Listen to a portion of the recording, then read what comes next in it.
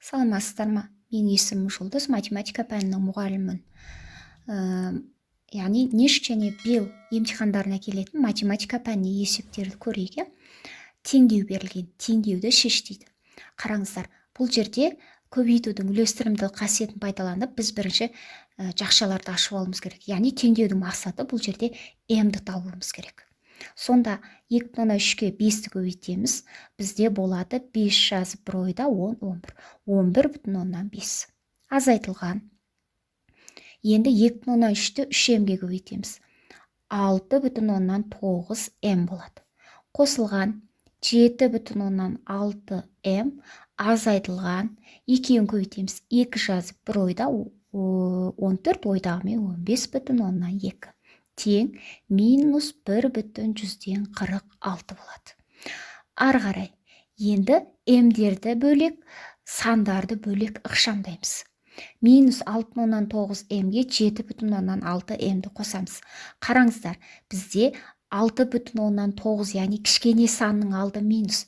Егер кішкене санның алды минус болатын болса, онда біз нәтижесінің алдына плюс деген таңбаны қойып, үлкен саннан кіші санды азайта саламыз. Яғни 7/6-дан 6/9-ды азайтайық. Сонда бізде 0/7m шығады. Ары қарай, енді 11/5-тен 15/2-ні азайтамыз. Яғни кіші саннан үлкен санды азайтып тұрмыз. Кішкене саннан үлкен санды азайту үшін алдына минус қойып, үлкен саннан кіші санды азайта саламыз.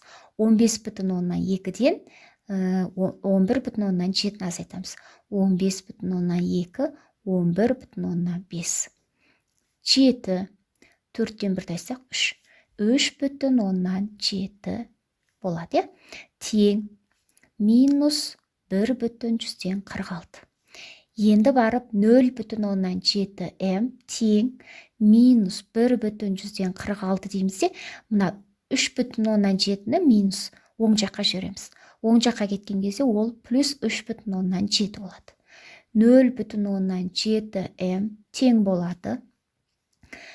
Қараңыздар, кіші санның алды минус, сондықтан алдына плюс қойылып, үлкен саннан кіші санды азайтамыз. Яғни 3/7-ден 1/46-ны азайтамыз. 4, 6, 2, 2/24. Плюс, Енді m-ді табамыз, ол үшін 2/24-ті біз 0/7-ге бөлеміз. Яғни 22/4-ті 7-ге бөлеміз.